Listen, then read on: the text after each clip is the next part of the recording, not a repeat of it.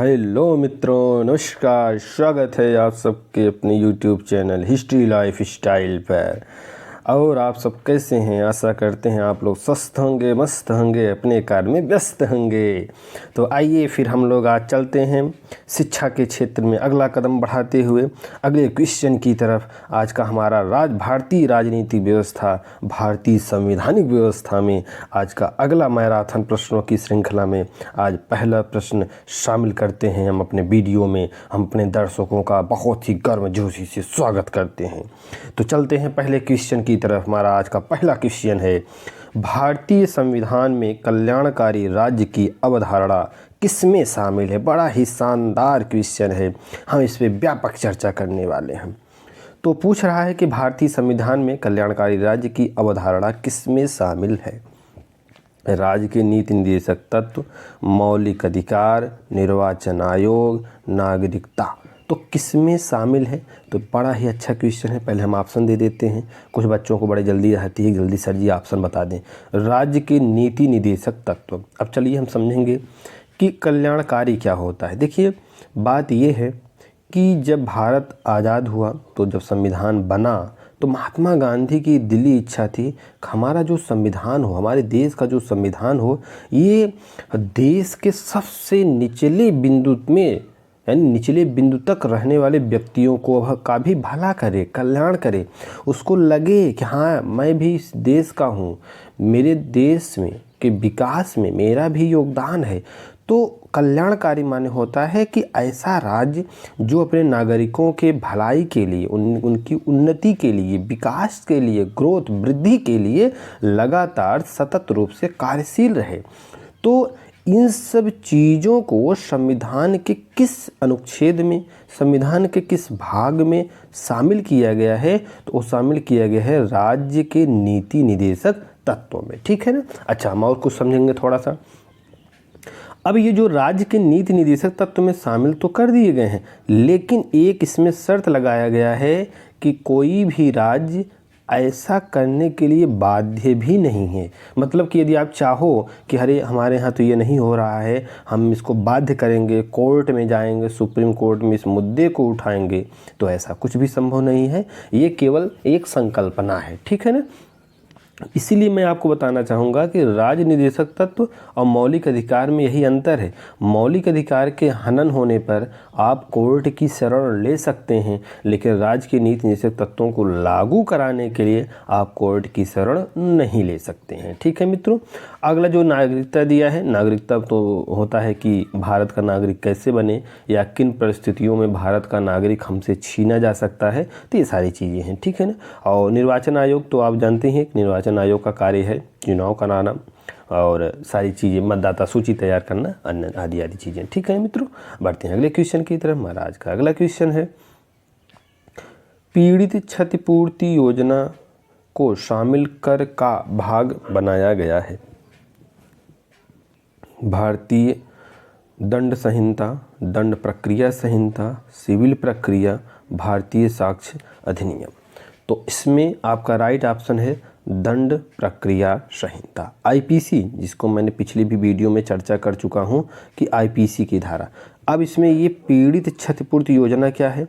जब कोई व्यक्ति किसी के द्वारा पीड़ित किया गया है, किसी के द्वारा सताया गया है, अत्याचार उसके ऊपर हुआ है, तो कोर्ट क्या करती है, जब सही मामलों को जान लेती है, दोनों पक्षों को समझ लेती है, तो वह जो है पीड़ित पक्ष को मुआवजा देने की एक विशेष योजना के चीज़ों पर अमल लाती है। तो जो पीड़ित पक्ष होते हैं, जब उनको उस मुआवजा को शामिल किया जाता है, मुआवजा की राशि को उनको दिया जाता है, तो जो इस योजना को लाभान्वित करने के लिए चीज़ों को बनाया गया है, वो किस में बनाया गया है? दंड प्रक्रिया संहिता में। ओके फ्रेंड्स, बढ़ते हैं अगले क्वेश्चन की तरफ। महाराज का अगला क्वेश्चन है, सर्वोच्च न्यायालय के सेवानिवृत्त न्यायाधीश से अस्थायी अवधि के लिए सर्वोच्च न्यायालय के न्यायाधीश के रूप में कार्य करने का अनुरोध कौन कर सकता है? मतलब क्वेश्चन आपसे कह रहा है कि अगर कोई सुप्रीम कोर्ट का न्यायाधीश है जो कि रिटायर हो चुका है, लेकिन उसको कुछ समय के लिए फिर से न्यायाधीश के पद पर कार्य करवाया जाए, यानी कार्य करने के लिए कहा जाए, ऐसा अनुरोध कौन कर सकता है? तो भारत के मुख्य न्यायाधीश, केंद्रीय कानून मंत्री, भारत के राष्ट्रपति या भारत के प्रधानमंत्री। तो बिल्कुल इसमें राइट ऑप्शन आपका होगा भारत के मुख्य न्यायाधीश। ये इनके पास अधिकार है, भारत के राष्ट्रपति के पास बिल्कुल नहीं। भारत के मुख्य न्यायाधीश के पास अधिकार है कि ये उस सेवानिवृत्त न्यायाधीश से कह सकते हैं, अनुरोध कर सकते हैं कि आप अभी कुछ दिन के लिए, जब तक आपके स्थान पर अन्य जजों की नियुक्ति नहीं हो जाती, तब तक आप अपने कार्य को करते रहिए। तो भारत का मुख्य न्यायाधीश, अब भारत का मुख्य न्यायाधीश इस समय कौन है? आपको पता होगा DY चंद्रचूड़ इसमें भारत के जो है CJI हैं। CJI अंग्रेजी में बोला जाता है, यानी मुख्य न्यायाधीश जो सुप्रीम कोर्ट के होते हैं। तो DY चंद्रचूड़ हैं। ये बड़े ही योग्य और बड़े ही विद्वान और न्यायी न्यायाधीश हैं। अगला क्वेश्चन हमारा है, भारतीय संविधान के निम्नलिखित में से कौन से अनुच्छेद के अनुसार देश के अभिशासन में निदेशक तत्व है, मौलिक है और कानून बनाने में इन तत्वों को लागू करना राजा का कर्तव्य होगा? बड़ा ही शानदार क्वेश्चन है, बहुत बेहतरीन क्वेश्चन है। ये आपसे पूछा है कि किस अनुच्छेद में ऐसा कहा गया है कि जो नीति निदेशक तत्व हैं ये एक तरह से मौलिक हैं, दिखावटी थोड़ी न है, मौलिक हैं भाई, और कानून बनाने में इन तत्वों को लागू करिए, एक राज्य का ये कर्तव्य होना चाहिए। तो ये बोला गया है अनुच्छेद 37 में। किस में बोला गया है? अनुच्छेद 37 में बोला गया। अभी हमने निदेशक तत्वों की चर्चा की है, आप लोगों को विस्तृत तरीके से समझाया है। फिर बढ़ते हैं अगले क्वेश्चन की तरफ। महाराज का अगला क्वेश्चन है, भारतीय संसद की पहली संयुक्त बैठक किस वर्ष आयोजित की गई थी? बहुत सुंदर क्वेश्चन है। 1974, 1955, 1983, 1961। तो राइट ऑप्शन है 1961। अब हम समझेंगे कि ये क्या चीज़ है, संयुक्त बैठक जैसा क्या मुद्दा है भैया, इसको भी समझ लिया जाए। और हाँ, अगर पढ़ने में ही इतना आप लोग बिजी हो जाते हैं, अरे भाई अगर वीडियो इतना पसंद आ रहा है तो चैनल को सब्सक्राइब कर लीजिए, वीडियो को लाइक करिए, दोस्तों के पास शेयर करिए, ताकि और भी लोगों का भला हो सके। हाँ, तो अब हम इसमें समझेंगे कि संयुक्त बैठक क्या है। देखिए, जब हमारे देश के कानून में ऐसा प्रावधान किया गया है कि जब किसी मुद्दे पर राज्यसभा और लोकसभा की आपस में अनबन हो जाए, मतलब उनकी वैचारिक मतभेद हो जाए, तो उस समय हमारे संविधान निर्माताओं ने एक अनुच्छेद दिया था 108। क्या दिया है? अनुच्छेद 108।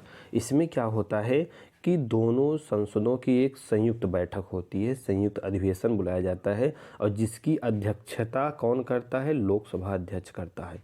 ये बहुत रिपीटेड क्वेश्चन है, इसको आप लोग थोड़ा गौर करिएगा। तो उसमें क्या होता है कि दोनों सदनों को बुलाया जाता है और बैठक करते हैं दोनों सदन मिलकर, और फिर उस पर बृहत रूप से चर्चा किया जाता है। ऐसा पहली बार कब किया गया था? 1961 में किया गया था। अब हम समझेंगे किस मुद्दे पर किया गया था, ये भी क्वेश्चन में पूछा जा सकता है।